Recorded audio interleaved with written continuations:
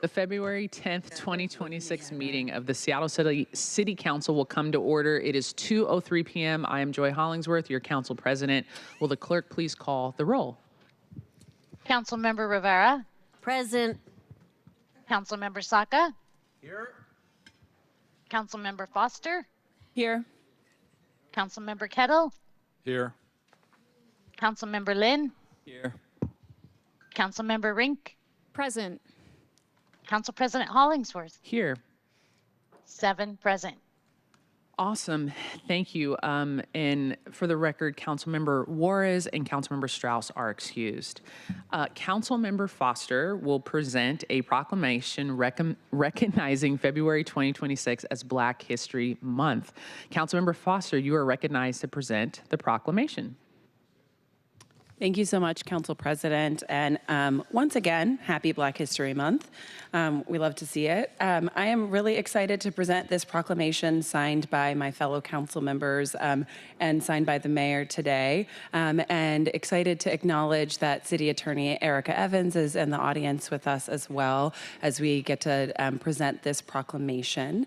And I'll just share briefly, you know, for myself, it was fun to get to be asked to do the proclamation, and I shared a little bit about it yesterday at council briefing, but I'll just say again today, I think there's so much for us to both reflect on and so much for us to celebrate this month and every day, and it's a pleasure to get to present this. So I'm going to read just a tiny bit. I'm a little verbose. It's a long proclamation, so I'll read just a little bit. And then I'm also really excited to share that later on this month, I will be officially presenting this at the Northwest African American Museum during their performances of Living Voices.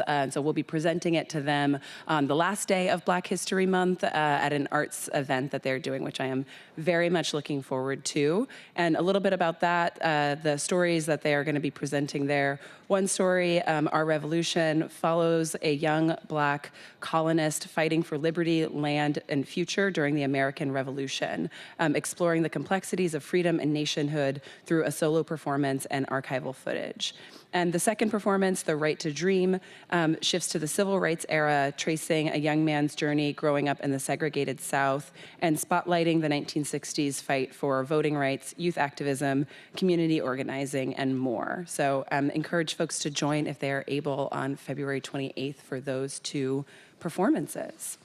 And with that, I will just share, and the last thing I want to say is we are celebrating 100 years of Black History Month this year, but we are also celebrating 10 years of the Black Lives Matter at School Week of Action, which was started here in Seattle by Seattle educators, students, families, and community members. So we want to acknowledge that moment as well.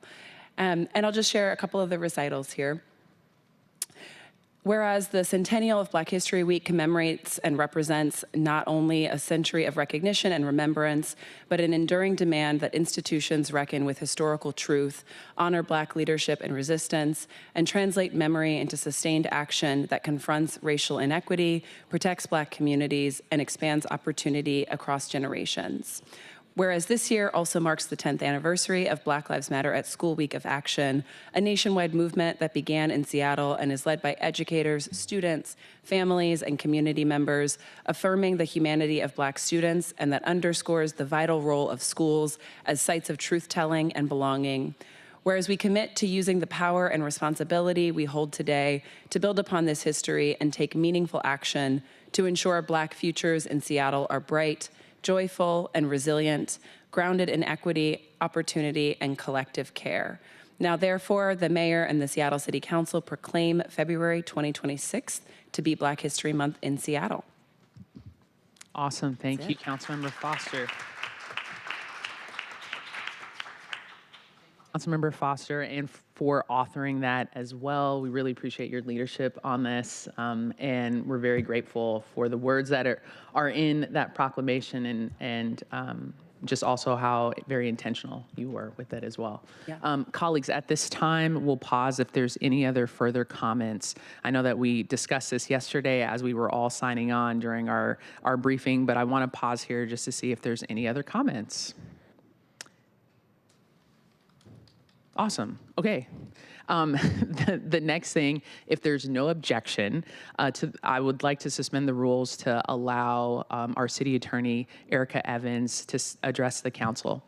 Hearing no objections. I caught y'all before there's any objections. The rules are suspended.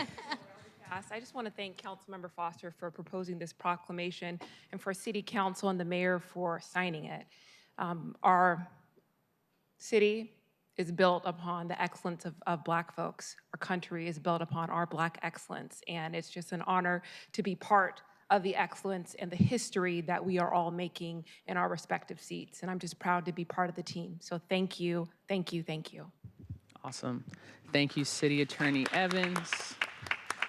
Know your history, know your greatness. So now we're going to suspend the rules. This is new for us as a council because usually we have the person that's presenting the proclamation take a photo, but we're going to do one together as a council. And so what we'll do is we'll suspend the rules. Councilmember Foster, you'll come to the middle as author of the proclamation, and we'll have our comm team take a quick photo. This will only take us 30 to 45 seconds, really fast. So colleagues, you'll push in your chairs, we'll come to the middle, and we'll take a quick photo. Thank you. No, like your chair, stand side. Yeah, in the middle. Okay, in the middle. Here, I'll be on the outside. Okay, there we go. Okay. I was trying to even out the melanin. You want me to move this chair? Whatever. It's what it is. All right. Ready? Right here. 3, 2, 1. Thank you. Awesome. Thank you. Thank you. Thank you.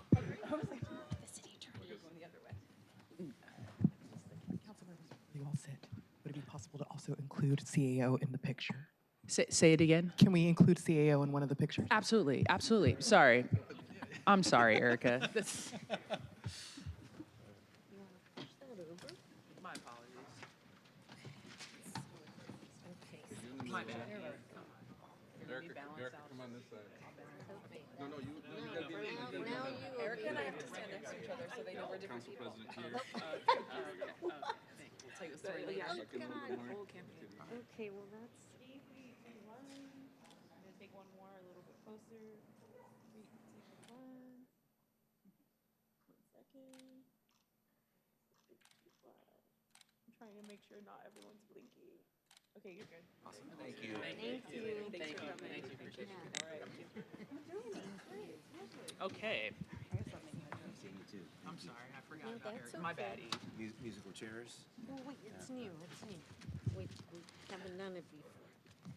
Okay, thank you for that, colleagues, and thank you for public for your patience. Okay, so now, at this time, we're going to jump into the hybrid public comment period. Public comment is limited to the items on today's agenda and the introduction of the referral calendar and the council's work program. Clerk, how many speakers do we have signed up today? We have 20 in person and 4 remote. Awesome. So everyone's going to get 4 minutes. Or sorry, 4 minutes. Surprise. I know. Now, I'm sorry. So let me tell you where I got that 4 from. The Liquor and Cannabis Board does 4 minutes for public comment, and that was in my head just now. Okay, so I apologize. 2 minutes. Okay, each person, 2 minutes. I know. My bad. Okay, 2 minutes. And we're going to start with all the in-person speakers first. Clerk, I'm going to hand it over to you for you to read the instructions. Speakers will be called in the order in which they are registered. Speakers will hear a chime when 10 seconds are left of their time. Speakers' mics will be muted if they do not end their comments within the allotted time to allow us to call on the next speaker. Okay, awesome. And I'm going to call people up in threes. I believe the first 3 people want to come up in a group. It's Amber, Emmy, and Madison. Did I say that right? That you want to come up in a group? Awesome. And so that's going to be 6 minutes that we'll put on the time for you all to come up and speak as a group because it's 2 per person. And just want to make sure the person, Danette, is that a part of your group as well? No. Okay. No. Bennett, you're after. It's number 4 on here. I know how to say your name. Ben, I know how to, it's number 5. So it's number 4. Does anyone know who signed up number 4? That's not part of your group. Okay. Amber, Emmy, and Madison. We'll put 6 minutes up. Okay. Just give us one Jody, second. do you need me to share the screen or do you got that?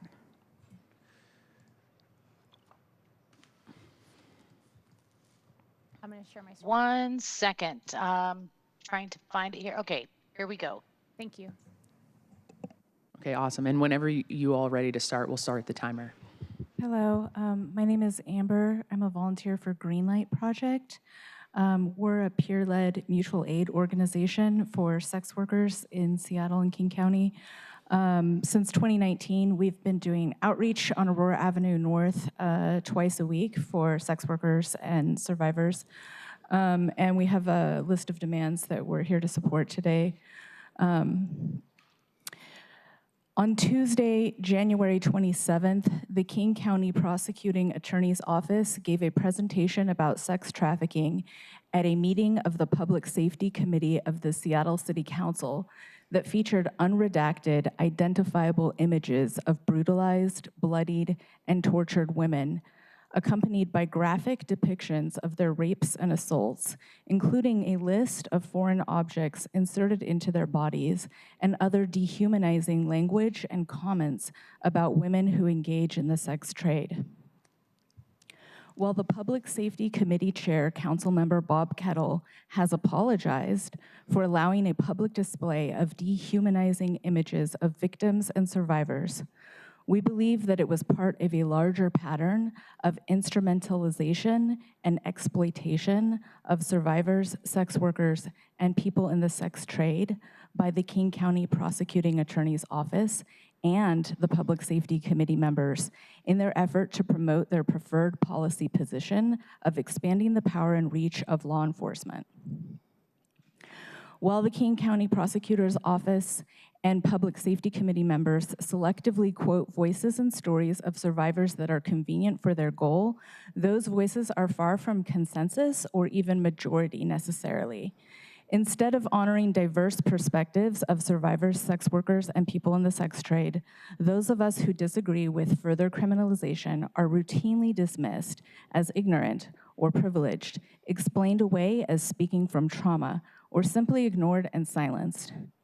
It was evident throughout the conversations about prostitution loitering and the SOAP, or Stay Out of Areas of Prostitution ordinances back in 2024, when people with personal histories in the sex trade who opposed the proposed ordinance struggled to be heard at all, while an organization supporting the ordinance was repeatedly given time to present to the council, then subsequently received $1 million in a no-bid direct contract from City Council.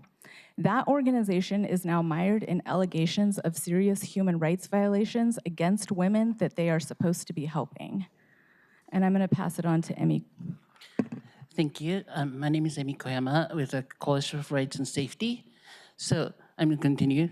Even during the Public Safety Committee meeting in which the KCPAO gave the offensive presentation, prosecutors and council members made numerous comments denigrating and dismissing survivors, sex workers, and people in the sex trade who oppose further criminalization. For example, Councilmember Kettle questioned the psychological state of those who disagree with its policies, including survivors, sex workers, and people in the sex trade, repeatedly dismissed as members of the chattering class who are ignorant about the reality of violence against women and accused us of yelling at and targeting council members like himself. Councilmember Rivera mischaracterized and dismissed survivors, sex workers, and people in the sex trade who disagree with her as members of the privileged few and argued that policies the council is discussing have nothing to do with us, even though we are speaking out against policies that directly harm us. She further chastised survivors, sex workers, and people in the sex trade who disagree with her for not listening to the council members like herself, rather than the other way around. When the council member Lane asked the prosecutors about survivors who disagree with their approach, a prosecutor suggested that we are traumatized as children and are speaking from our trauma because that is all we have and know, instead of acknowledging that we are capable of forming our own opinions about what policy will help or harm our community based on our personal experiences and those of our peers, and that we have valuable insight that should be respected whether or not they ultimately agree or disagree with us on any given policy. It was also telling that my public comment alerting the committee about the exploitative use of survivor stories and imagery in complete disregard for survivor safety, privacy, or dignity prior to the KCPO presentation was entirely ignored, as if nothing happened. This pattern goes beyond ordinary disagreements over policy preferences. When the KCPAO and Public Safety Committee members selectively promote survivor voices and stories that are advantageous for their policy positions, while dismissing, mocking, and infantilizing voices and stories of other survivors, sex workers, and people in the sex trade, they're not listening to survivors, they are exploiting survivors, as they did when they publicly shared the vulnerable survivors' images and defended doing so by arguing that they are part of some obscure court filing, therefore they are public records. And I pass on to Madison. My name is Madison Zakwu. I'm here with Strippers Are Workers. We represent all sorts of people in the sex trade. We're a little bit short on time, but we have 5 demands total in response to this. The summary of it is we want an acknowledgement of the pattern of selective and exploitative uses of survivor stories, voices, and images in policy advocacy by the King County Prosecuting Attorney's Office. We want an examination of city and county policies, guidelines, and trainings, or lack thereof, on ethical, trauma-informed, and non-exploitative uses of survivor voices and stories. We want systemic and empirical analysis conducted by the Office of Civil Rights on existing and potential policy approaches to reducing violence and exploitation in the sex trade. We also want an establishment of strategies to honor and include diverse perspectives of survivors, sex workers, and people in the sex trade. And we want a public safety committee meeting dedicated to a presentation about human rights-based, non-carceral, pro-sex. We also have a written copy of our demand letter, as well as a written copy of quotes from council members that have been harmful to people in the sex trade, and we'd like to submit them for public record. Right there.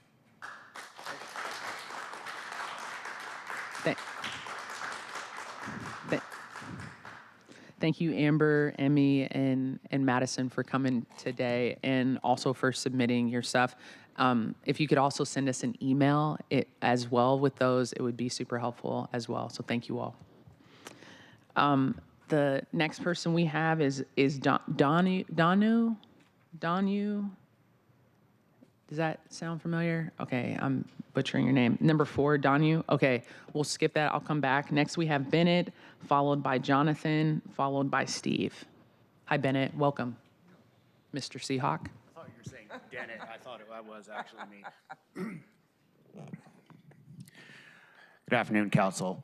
So about half of you were here more than a year ago, and Councilmember Rivera was chairing a meeting where she had a budget proposal that would keep existing EDI funding, but freezing new EDI funding. And dozens of people had lined up to give public comment, I believe in good faith, but accusing Councilmember Rivera of wanting to cancel existing EDI funding.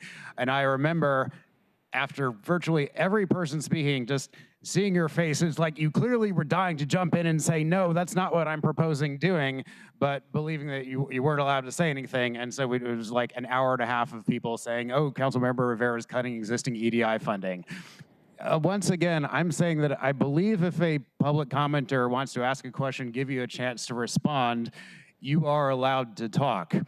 Under City Council rules, Section 11, subsection C, Hawks, C, Hawks, subsection C, it says there is no rule against a public commenter ceding some of their time and giving you time to answer.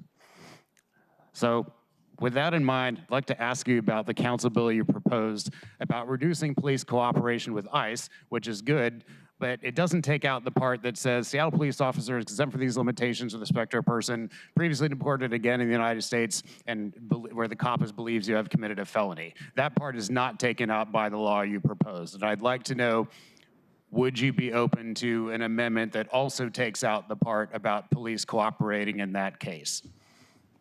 I promise there's no rule that says you can't answer. It's your time, Bennett. I know. I'm ceding part of it to let her answer if she wants. There's no rule that says people can't ask a question and you can answer if you want to. You're absolutely right. You're right. But it's your time. We can give you the time if you want to. I understand, but this is your time, Bennett, okay? This is your time. Jonathan, followed by Steve, and then Alicia. Hi, Jonathan. Hi, my name's Jonathan Moore. Speaking only for myself, but I have worked at the Washington Defender Association Immigration Project since 2005, and went this morning to the Public Safety Commission hearing on CB 121158, which is a very laudable bill that strikes from Chapter 4.18 of the Seattle Municipal Code language that says city officers and employees are directed to cooperate with and not hinder enforcement of federal immigration laws. So we will, I think, all be glad to see that go. But I think there's another provision of the law that should either by supplementing or possibly through an amendment is also an anachronism. And it was also passed before the state legislature passed 1093-160, which is the Keep Washington Working Act. And it's 4.18.015, inquiries into immigration status. Part B says, at first it says, don't do it. But Section B says, Seattle police officers are exempt from the limitations imposed by subsection A with respect to a person whom the officer has reasonable suspicion to believe, one, has previously been deported from the United States, two, is again present in the United States, and three, is committing or has committed a felony criminal law violation. This is from 2003, long before 2019 when 1093-160 was passed, which basically prohibits, it doesn't say if the person's a felon, then all the rules go out the door. The bar on asking people about their citizenship status, their nationality, or the place of birth is across the board. We're not supposed to collect this information. So I want to pull your coat about this and hope that as the process goes forward, this can also be eliminated. It also raises a strange sort of Fifth Amendment question, which I just realized looking at it, since this could be the elements of a federal crime. Anyway, thank you. Thank you, Jonathan. Next, we have Steve, followed by Alicia, and then Aries. Here we go again. The Land Use Committee is helping developers keep their margins up, and let's keep the people out. Now, I don't know if any of you noticed, I suspect you did, that last election, the longer you were here, the less likely you had a chance of being reelected. And it's been a long time since we reelected a mayor. And I think that the citizens of the city of Seattle have concerns about land use. Well, systematically over the last few decades, the council and the mayor have been pushing people out. And I think that's one, there's several other pillars, but that's one of the reasons for your popularity or lack thereof. The people in the city of Seattle, many of them are concerned about their neighborhoods. And guess what? You even have other property owners who can be concerned about what happens next door. And you have seen, or at least you should have seen, that all the stimulus, in other words, increasing the profit of developers, has not lowered the cost of housing in the city of Seattle. Strangely enough, it's been going up. And some of you may have noticed that too. Seattle has allowed developers to put that money in their pockets. When you stimulate, in other words, you make it cheaper for developers to develop, it doesn't affect the price. It means the margin is bigger. So it looks like today you're going to have Christmas, Hanukkah, Festivus, any other holiday you can think of, another gift to your gods, the developers. Thank you, Steve. Next, we have Alicia, followed by Aries, and then Rose. Welcome. Thank you. My name is Alicia Bolivar. The images presented by the King County prosecutor were harmful to me and re-traumatizing. I was trafficked, and I'm now an outreach worker on the front lines, working with people in the sex trade on North Aurora. I am not representing my employer, I want to note. I am honored to be these survivors and people in the sex trade, their voice today. The pictures put these individuals in great harm. I am not attempting to read minds here, but I am suspicious of the prosecutor's motives, as this was again, as these pictures were again incredibly harmful to the individuals in the pictures due to the gross violation of their privacy and their safety. People go online, people look things up, perpetrators. Survivors need to make their own decisions. They face life and death decisions that depend on their agency. These things cannot be fathomed. We can't tell them how to respond to these life or death situations that they're in, that they need to make. So the voices of people in the sex trade must be centered. This was harmful to us, and I strongly support the reprimands given to the county prosecutor. Thank you for hearing me out. Thank you, Alicia. Thank you, Alicia. Next, we have Aries, followed by Rose, followed by Ruth. Welcome. Thank you. I have come into some information that most of the people on this board are on our team and understand that what's happening in the city is wrong. I also understand why you guys would be afraid. You don't want to go to jail. You don't want to get sued. You are afraid, just like every single person in this room and outside of this room. People that go to protest and people that can't go to protest, especially the students that were protesting here earlier just days ago. We understand your fear because we are living it every day. We are fearing for our neighbors, our loved ones, our families. We are all afraid, every single one of us, but we are still fighting. We ask that you guys do the same.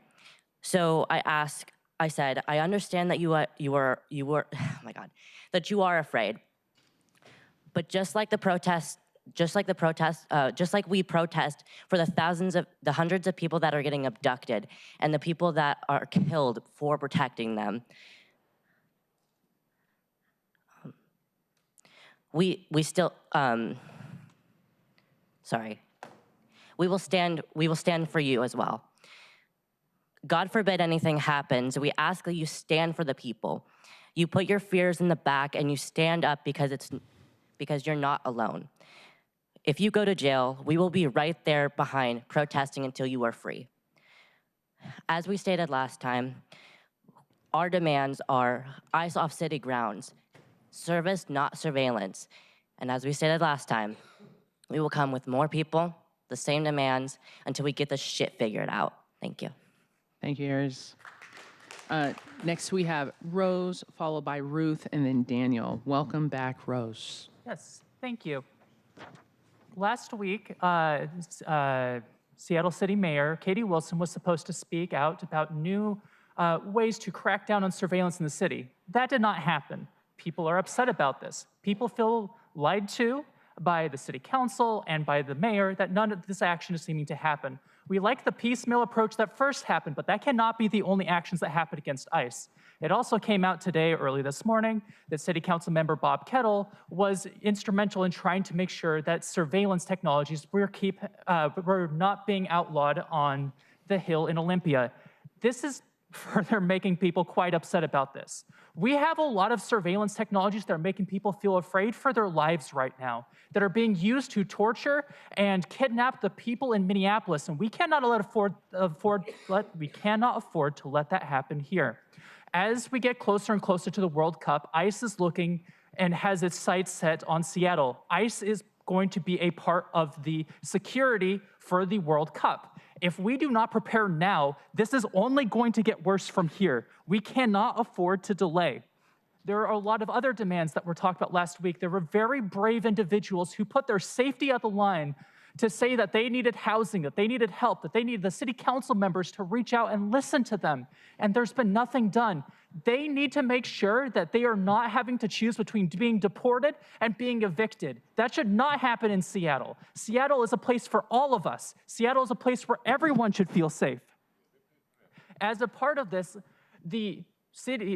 I'm a little sad that Erica Evans had to leave, our city attorney, because there are other DAs throughout the country, in St. Paul, in Minneapolis, and Philadelphia, that are joining together and saying, we are going to prosecute ICE no matter what. It is not a question of if this can be done. It can be done. They are doing it now, and it is on us to demand that that happens now because we deserve it, and so do the people that you all serve. Thank you, Rose. Next, we have Ruth, Daniel, followed by L. This might be Eli, but I see two L's. Ruth, is it L? Okay, awesome. Thank you so much for that correction. Yo. Last week, I heard you were scared. Guess who's more scared? 4 days ago, a man was abducted in Bellevue. This week, ICE was spotted in multiple neighborhoods across the city lurking like the parasites they are. People are afraid to go outside, and it's crazy that people who are chosen to represent us are scared to represent us at every level. No wonder the people have lost faith in all forms of government. What do y'all do? I'm not asking for shit. Do your job and do the city some good. We just got a big win, and you should help us deliver the next one. Join the coalition of attorneys to prosecute ICE. Demand a state of emergency for migrants and asylum seekers. Cut the surveillance, Rivera. I don't remember getting locked up. Don't just stop them from collaborating with the already incompetent and violent police department. No, you can't use our cameras, other police officer. Where does it make sense? Push to ban them from the city. Get ICE out of the city. Washington Rep. J. Powell's ICE Out of Our Face Act. Push that. I know y'all don't got pulled like that, but push for the abolishment of ICE in this city. I'm not from here, but these are my people. Y'all look like us. Y'all should fight for us. Don't be scared to go to jail. People are afraid of dying. Time.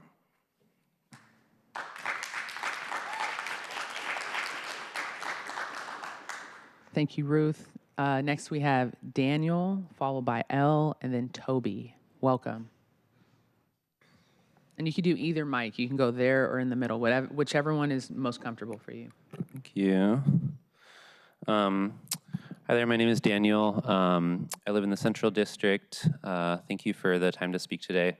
I'm representing ILPS, the International League of People's Struggle, which is a global alliance of grassroots organizations fighting against imperialism. Many of the organizations here today and at these city council meetings have been members of ILPS.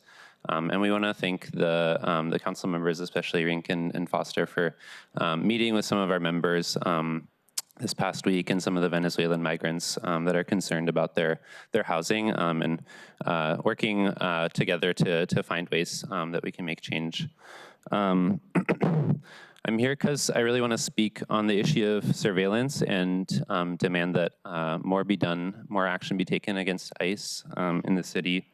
I think, we need to be clear that the job here is really to serve the people, right? And not the major weapons corporations or surveillance companies that are infecting the city and this entire country. We know that there are motivations behind passing certain surveillance laws, rolling out CCTVs. People are profiting off of these systems. And there's an entire industry really built on mass surveillance that ICE is really weaponizing against the people right now.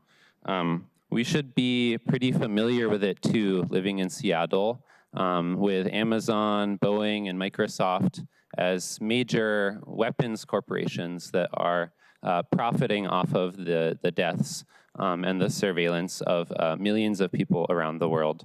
So we should be familiar with these corporations and need to demand more action against surveillance of all forms. It's really impacting the people, as we've been hearing, and we demand that people be put over profit. Thank you, Daniel. People continue to fight for services and not surveillance. Thank you, Daniel. Elle, Toby, Alex, and then Keandre. Welcome, Elle. Hi, I'm Elle. I'm with Onigbayan South Seattle, a youth student Filipino organization for national democracy in the Philippines. We have organized in the South End to try to get ethnic studies back for students for a long time, and that fight ended up turning into a fight to ensure that ICE is out of schools. We are under the understanding that you are allowed to enforce the law that ICE is not allowed on city property. We are asking that there is a 2-mile radius so children can go to and from schools without getting picked up. And the majority of the teachers that we know organize amongst themselves to protect students. People are trying to figure out rides to get to and from school. There's been several, folks who have come and talked to us, but we also ask that the protocol is transparent across all school districts. People are not familiar with what to do, not sure to send, if it's safe to send their kids to school, but it shouldn't, like, you know, we talk about history and the ethnic studies and, you know, teaching about Black history or the history of other countries. History is repeating itself as, you know, between what y'all are able to enforce is a, you know, anonymous racial state violence where people are allowed to get picked up for, you know, for no reason at all. We ask that you know, you work with the schools and the different migrant coalitions to figure out how to assure safety for the teachers and students who have a just right to education. And that's all. Thank you, Al. Next, we have Toby, Alex, followed by Keandre. Welcome, Toby. Thank you. I'm also here to speak on behalf of the International League of People Struggle and want to continue to raise the community demand that you all end surveillance and prioritize the services of people, continue to put people over profit. We're currently living in an emergency situation, and you all need to treat it a lot more like the emergency it is. There are so many things that you could be doing to meet different people's needs. I understand that there are bureaucratic constraints, but you all need to get a lot more creative about how we address this issue. We could be putting forward an eviction moratorium. There could be different policies put forward to continue to protect our students in schools that Elle is speaking about. $4 million are being allocated to this issue, but it is not clear where that money is going. In the past, it has gone to services that are inaccessible and continue to place barriers for migrants needing them. We need to have services that are actually accessible to migrants that address their issues adequately. In order to actually address this crisis, we need to understand what those issues are. There's currently a 6-year-old child who's going to be standing alone in court without a lawyer and separated from her family. That's happening in your city, and she is not the only one. There needs to be adequate understanding of the root causes of these issues, of the services that are needed by migrants in our community, and far more creativity for how we actually address them. Thank you. Awesome. Thank you, Toby. Next, we have Alex, followed by Keandre, and then Howard Gale. Welcome, Alex. Hello. Yeah, absolutely. We are definitely in a state of emergency, and you guys have completely done nothing about it besides try to capitalize off everything that has happened. We are gathered here at a moment of grave concern for our communities and our values across this country. Aggressive immigration enforcement actions have reached into neighborhoods, homes, and schools, places where children should feel safe and secure. In recent weeks, federal immigration officers have detained a 5-year-old boy as he was going to school. This is not freedom. This is not democracy. This is imperialism and an authoritarian government that refuses to treat people as humans. Rather, they treat people as statistics and failures, not as contributors to our communities, not as people who helped build our society. And that's all I have to say. You guys need to start doing a better fucking job. Thank you, Alex. Next, we have Keandre, followed by Howard Gale, Carol, and Miss Yvette. Welcome, Keandre. Hello, hello. I would say it's a pleasure to be here, but unfortunately, we are out of time. In our sister city, ICE members kidnapped a member of our community. Guys, the Trump administration is coming for us. There will be boots on the ground eventually. And you have to pick a side.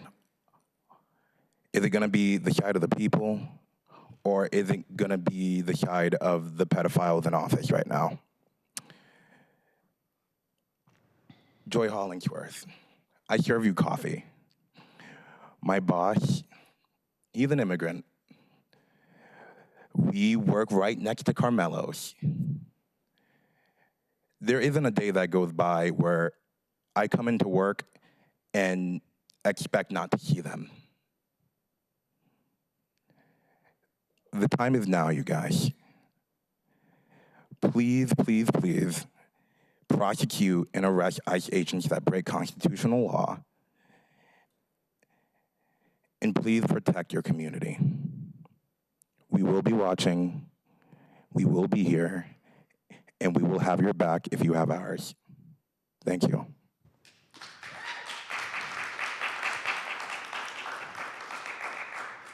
Thank you, Keandre. Next, we have Howard Gill, followed by Carol, and then Yvette Dinish.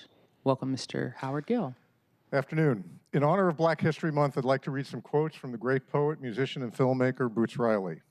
Quote, politicians perform a function, a role in government, and a role in city government is not one that serves the people unless the people make them do what the people want. Any collective action is made up of individuals who one day decided not to sit and watch anymore. Yet for 15 months, you've offered us only sitting and watching. For 15 months, we're put in a position now with imminent raids coming upon us. The question I have to ask you is this what you want to have be left with to tell your children and grandchildren?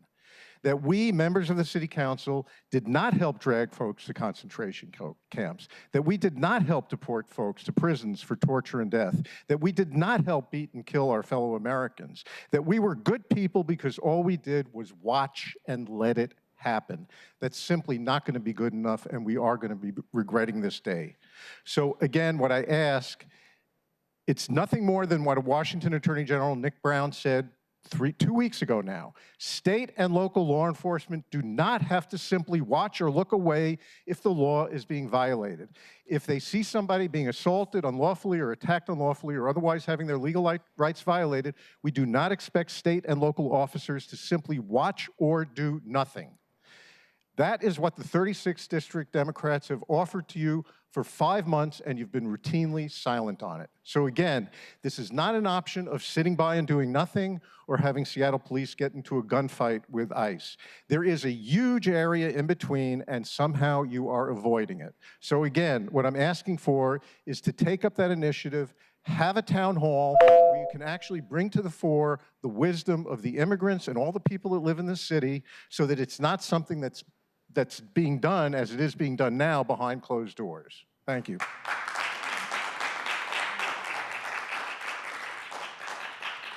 Mr. Gill. Next, we have Carol, welcome, and then Miss Yvette Dinish.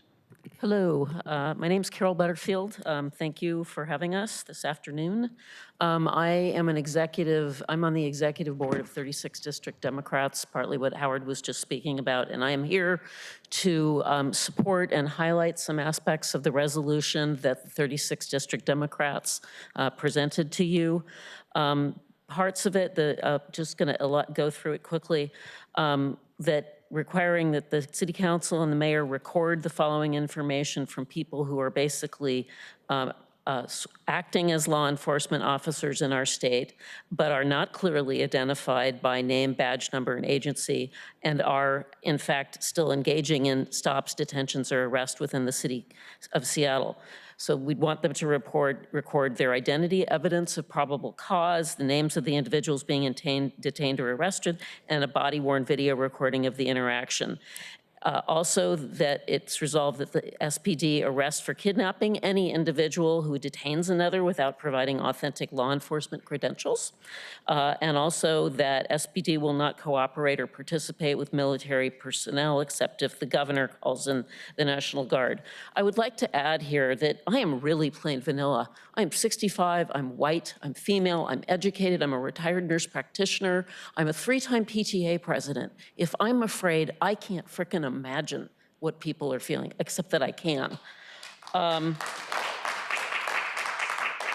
Fundamentally, I think what we are asking is that the city council and the mayor protect the Fourth Amendment rights of all Seattleites. We're afraid. Please protect us. And I do thank you for your work. It's hard. These are hard times. All right, thank you, Carol. We have Miss Yvette Dinish, followed by Alex Zimmerman, and then Nathan Wall. Welcome, Miss Yvette. Thank you kindly. I pledge allegiance to the flag of the United States of America and to the republic for which it stands, one nation, under God, indivisible, with liberty and justice for all. I also want to thank members of organizations and others, including staff from the mayor's office that went to Minneapolis, boots on the ground. And this is what they had to say about the experience. As political organizers from Seattle crisscrossed Minneapolis, what blew them away was the power that ordinary people were exercising through collective action. Huge numbers of residents were standing watch outside schools and restaurants, tracking agents, blowing whistles, I got my whistle, donating expertise, singing protest songs, and collecting groceries in an effort to shield vulnerable neighbors against apprehension and deportation pushed by you-know-who. This is what we can do, everybody. Pay attention, okay, please. And I also I noticed in the, I take the Seattle Times, so I find out about all kinds of stuff. But that in the Seattle budget, almost $40 million is devoted to the community safety program, which funds violence prevention measures. And that took me back to the Rainier Beach shooting a couple weeks ago, where 2 young men from the high school were murdered on the streets. And when I asked a trusted friend what we could do to help prevent youth violence, they said, the arts, singing, painting, dancing, writing plays. And yes, boxing is an art and a sport. And so I'd like to see some of that 40 million be directed to programs like this, and then also accountability. Because $40 million is a lot of money. I'd like to have accountability as the money is spent, to which organizations are doing it, and to have proof of what they're doing, so the money is not wasted. Thank you very much. Thank you, Ms. Yvette. We have Mr. Alex Zimmerman, followed by Nathan Wall.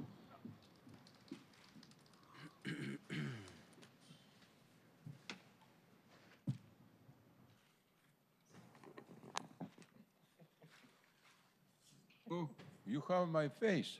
It's good. Oh, in 3 seconds. Super. The high. No, we're not doing Nazi salutes here at all. That's a violation of our council rules. No problem. No problem.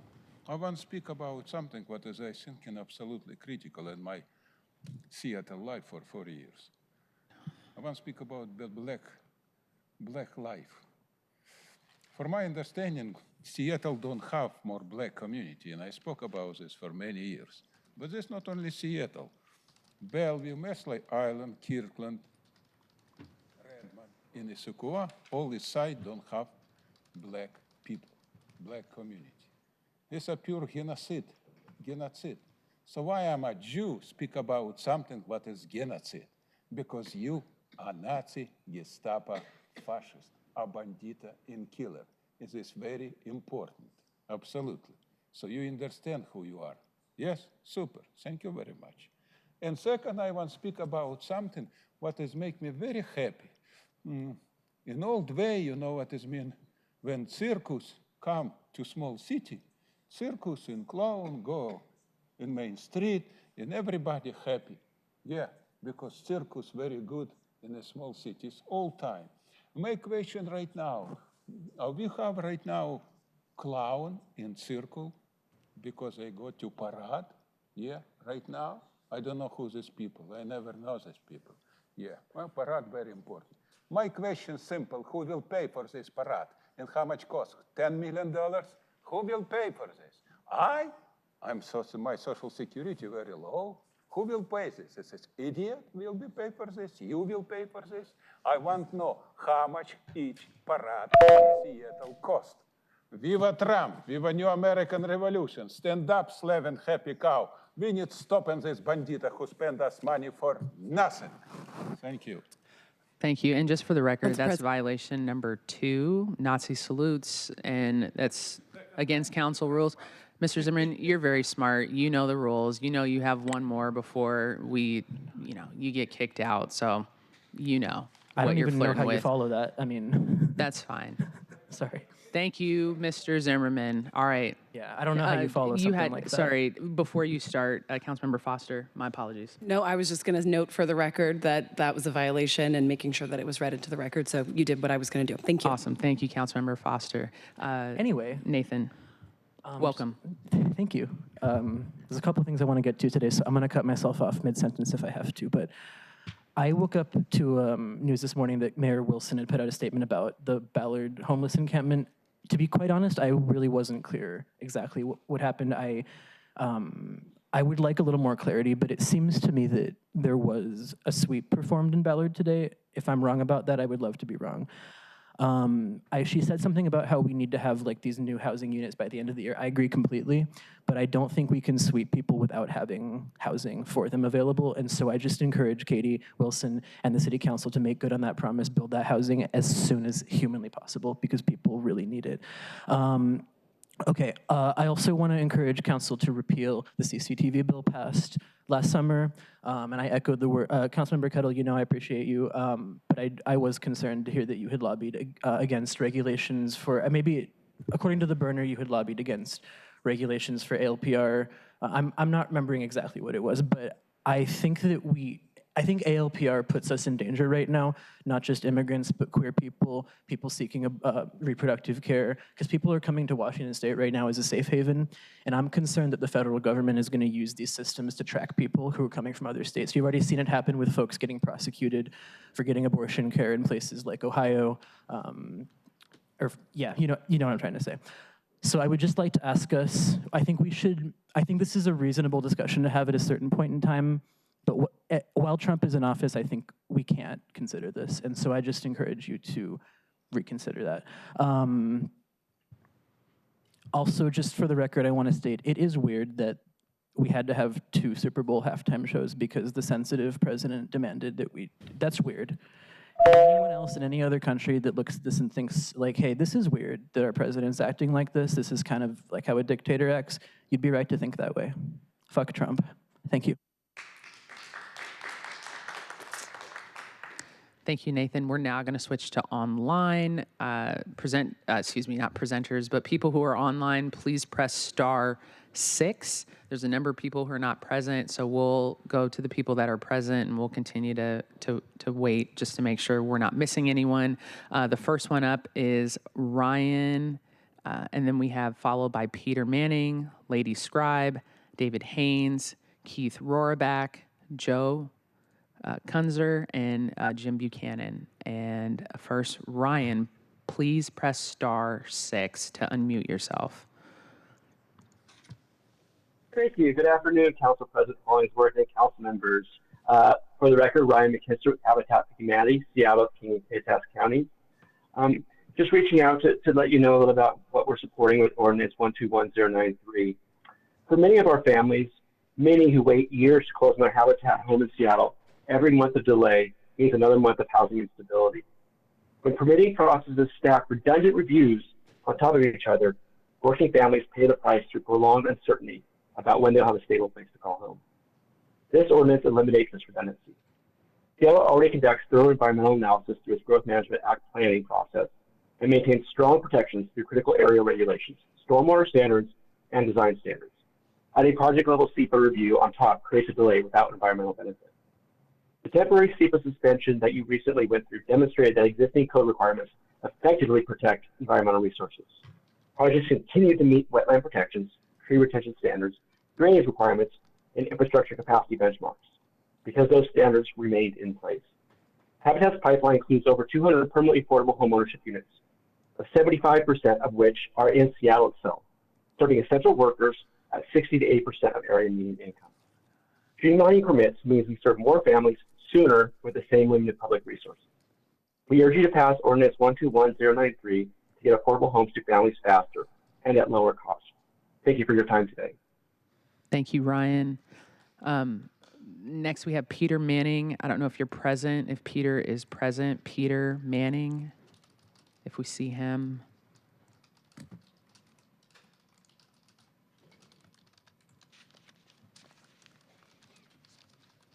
Peter Manning, are you present online? I don't know who's running online. Do they see Peter Manning? Council President, Yes. the only other person remotely that is online right now is Joe Kunzler. Okay, Joe. Okay, we'll bump up Joe. Joe, please press *6. And there should be, we're getting emails that other folks are online. Maybe they're having technical, but hi, Joe. Go ahead and give your public comment.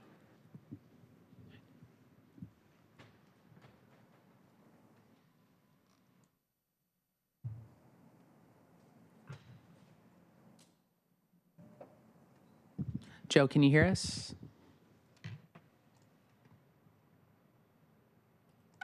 Can you hear me? Yes. we Can you hear me now? Sure can. Go loud. Okay, Madam President Hollingsworth, it's Joe Kunzler. Just wanted to say, go Storm! And aren't you happy the Seahawks won Sunday night? That was awesome. I'm sorry I won't make the parade. I got to do some work on my drone business, but I wanted to call in. I wanted to say thank you to you and the council for giving a strike to Alex Zimmerman for that Nazi salute. Never again means never again, and we are the means, and I really appreciate the allyship. I've got Jewish friends and family, and let me just say very bluntly that, and get to the point, that Zimmerman doesn't speak for any Jew, and he is 100% anti-Semitic, racist, anti-American, sexist, anti-Washingtonian, and just generally deplorable. So looking forward to that third strike and hopefully a year-long exclusion, because we don't need to hear from bigots like Alex Zimmerman ever again. What we do need to hear from is more Joey Hollingsworth, and hopefully the Seattle Storm are going to be having the plan of parade this fall for you, because our Windhawks got one. And, you know, I really also got some other good news to share, which is that Justin Farrell is now a South Transit employee. Woo! Go South Transit! That's also great news. So it's a really great time to be a fan of All Things Seattle. And again, thank you for standing up to Alex Zimmerman. It is very much appreciated. Thank you. Thank you, Joe. Next we have Lady Scribe. And before you go, Scribe, I'm going to call the other people who are not present, but you are signed up. Peter Manning has signed up. They have sent us an email saying that they are online. If we could just do a scanning for them. We have David Haynes, we have Keith Rohraback, and then we have Jim Buchanan as well. So Lady Scribe, your public comment, *6.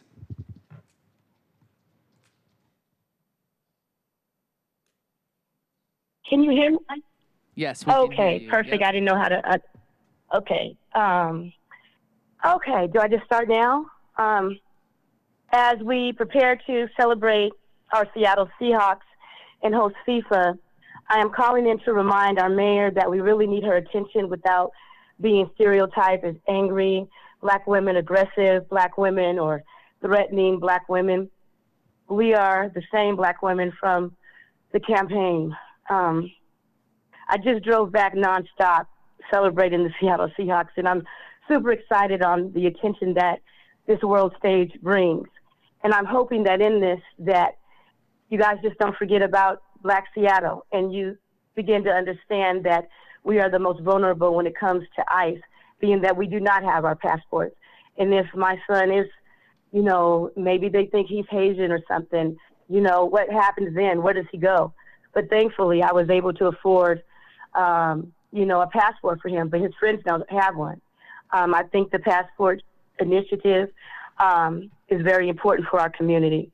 I'm here on this phone today requesting immediate funding for Black Seattle in Districts 2 and 3, not next year, not in another budget cycle, but now. Our community was hit hard by recent floodings, heavy winds, and multi-day power outages. Families lost food, seniors were left without resources, and single-parent households were forced to choose between safety and survival, outside of burying our 2 babies as well. We got to prepare for that.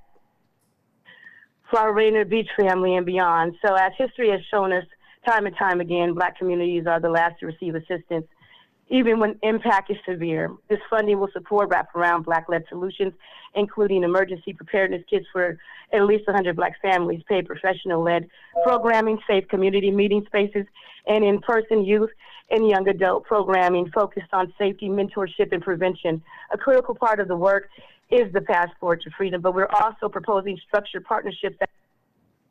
Thank you, Lady Scribe. Next, we have David Haynes. I will call David Haynes. Before you speak, we still have not present Peter Manning, Keith Rohraback, and Jim Buchanan. So those 3, Peter Manning, Keith Rohraback, Jim Buchanan.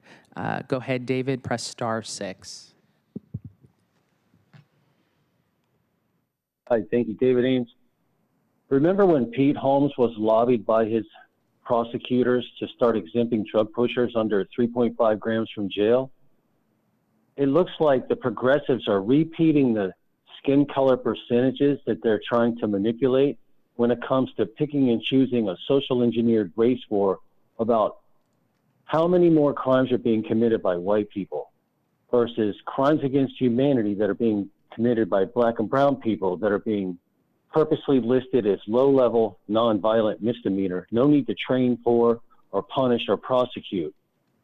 Yet, when we got a bunch of drunk drivers driving by and they got plenty of money, nobody wants to address the over-serving bartenders because they might like start dialing down the amount of people that they're over-serving, generating all that tax money.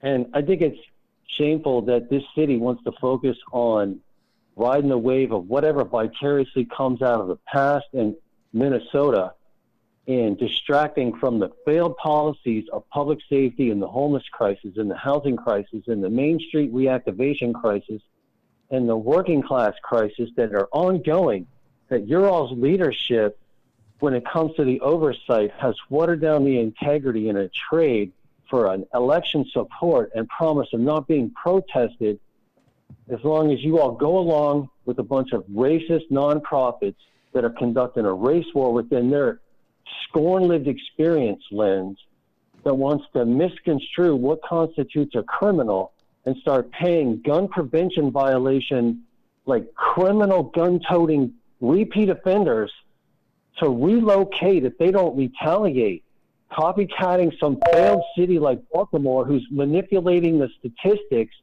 and spewing deceptions on the media about their success in dialing down the violence that you. Thank you, Mr. Haynes. I'll read the three people who are not present, or we haven't identified: Peter Manning, Keith Rohraback, and Jim Buchanan. We did get an email from Mr. Manning. Their area code starts with 253, but I don't know if we just don't, I don't know the back end, how that works. No? Okay, we're not seeing you all. Mr. Manning, Keith Rohraback, Jim Buchanan. We'll give it another 30 seconds, colleagues. Just a second.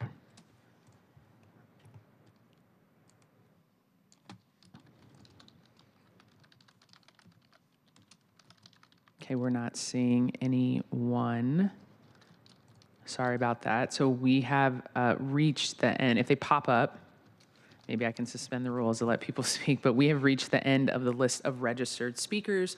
The public comment period is now closed. Thank you to everyone who came in person. Thank you to all the people that are online.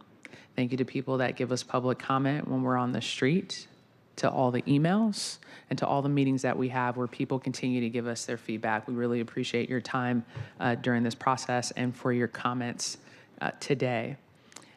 Colleagues, if there is no objection, the introduction and referral calendar will be adopted.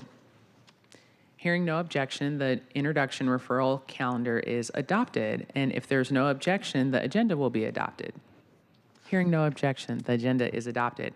We are now going to consider the proposed consent calendar. Items on the consent calendar include the minutes of February 3rd, 2026, Council Bill 121159, payment of the bills.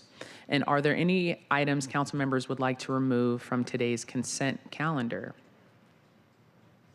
Hearing none, I move to adopt the consent calendar. Is there a second? Second. It's been moved and seconded to adopt the consent calendar. Will the clerk please call the roll on the adoption of the consent calendar? Councilmember Rivera? Aye. Councilmember Saka? Aye. Councilmember Foster? Yes. Councilmember Kettle? Aye. Councilmember Lynn? Aye. Councilmember Rink? Yes. Council President Hollingsworth? Yes. 7 in favor, none opposed. The consent calendar items are adopted, and will the clerk please affix my signature to the minutes and legislation on the consent calendar on my behalf?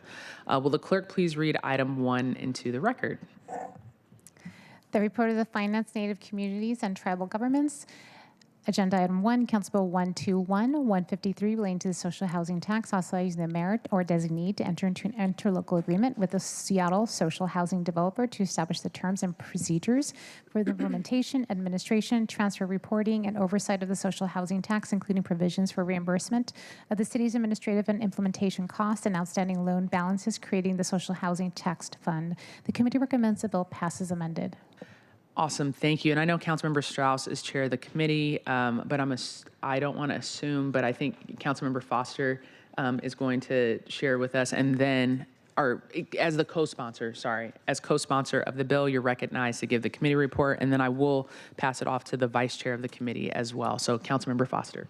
Thank you, Council President Hollingsworth. Thank you, colleagues. I'm really excited to put forth for consideration today this bill that is going to allow us to enter into an interlocal agreement with the social housing developer.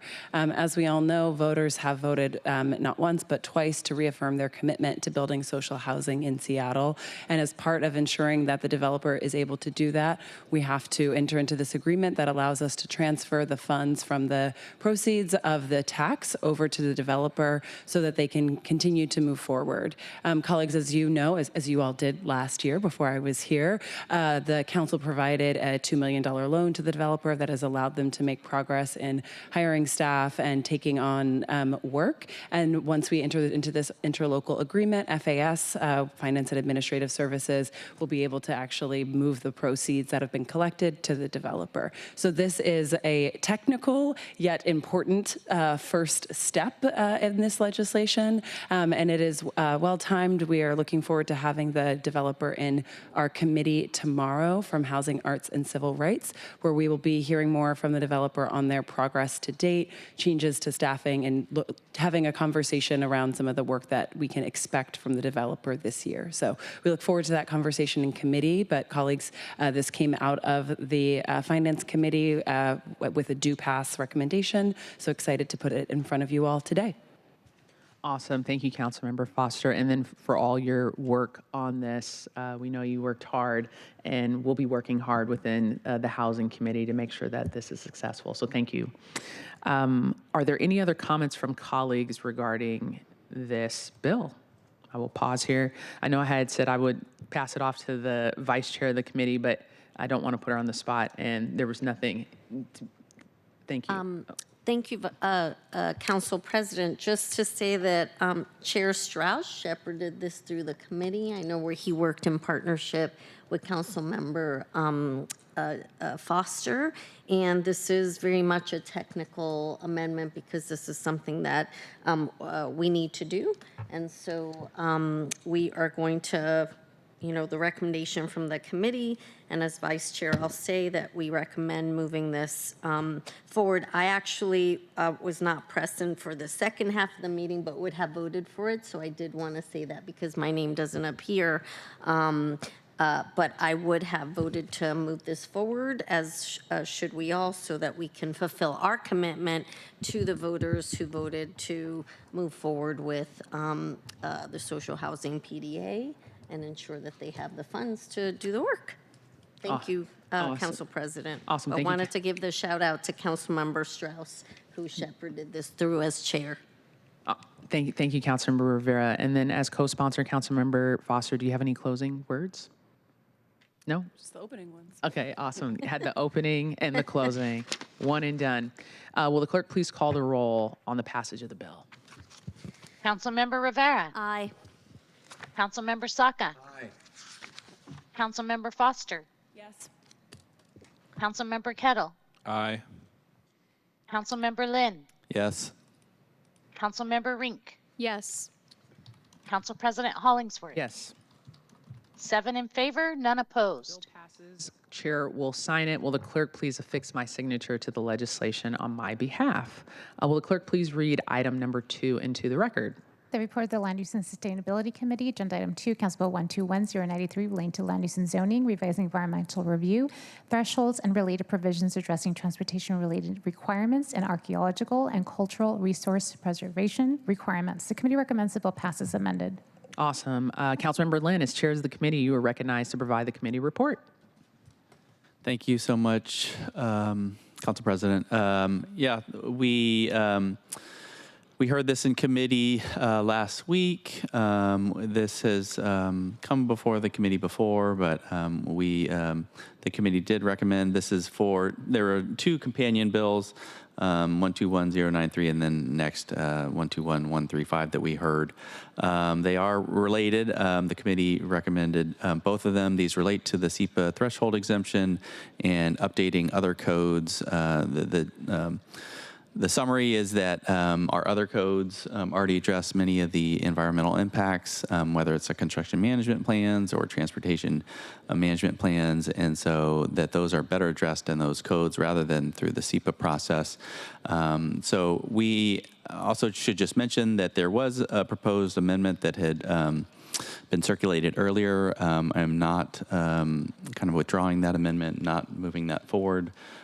So just proposing that we move forward with the bills as were recommended by the committee. Awesome. Thank you, Councilmember Lynn. Are there any other comments about this bill? Awesome. Seeing none. Are there any closing, or was that an opening and closing, Councilmember Lynn? It was both. Awesome. All right. Will the clerk please call the roll on the passage of the bill? Councilmember Rivera? Aye. Councilmember Saka? Aye. Councilmember Foster? Yes. Councilmember Kettle? Aye. Councilmember Lynn? Yes. Councilmember Rink? Yes. Council President Hollingsworth? Yes. 7 in favor, none opposed. Bill passes. The chair will sign it. And will the clerk please affix my signature to the legislation on my behalf? Will the clerk please read item number 3 into the record? Agenda item 3, Council Bill 121-135, relating to land use and zoning, revising requirements for transportation impact analysis, transportation management plans, and construction management plans. The committee recommends the bill pass as amended. Back to you, Councilmember Lynn. You are recognized to provide the committee report. Thank you, Council President. As mentioned, this is the companion bill, just updates requirements around transportation impact analysis, transportation management plans, construction management plans to ensure that those impacts are addressed through those code sections. The committee heard this and recommends it, and I would urge your support. Thank you. Awesome. Are there any other comments? Seeing none, that was the opening and closing. So we're going to go straight to the roll call. Will the clerk please call the roll of the passage of the bill? Councilmember Rivera? Aye. Councilmember Saka? Aye. Councilmember Foster? Yes. Councilmember Kettle? Aye. Councilmember Lynn? Yes. Councilmember Rink? Yes. Council President Hollingsworth? Yes. 7 in favor, none opposed. Awesome. The bill passes. The chair will sign it. And will the clerk please affix my signature to the legislation on my behalf? Colleagues, there were no items removed from the consent calendar. There is not a resolution for introduction and adoption today. Is there any further business to come before the council?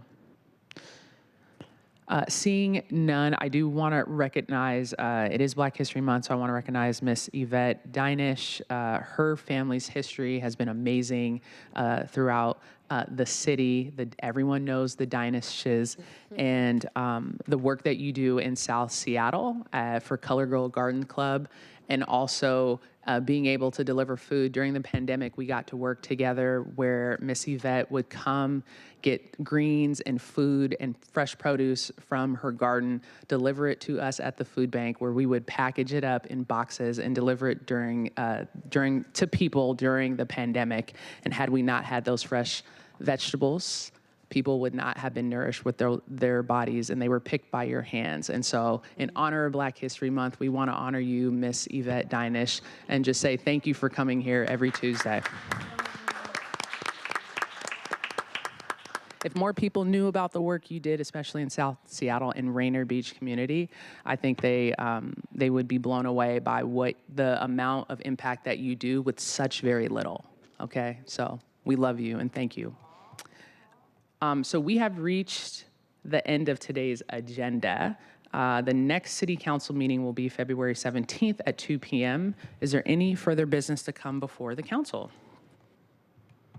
Awesome. Seeing none, this meeting is adjourned. Thank you.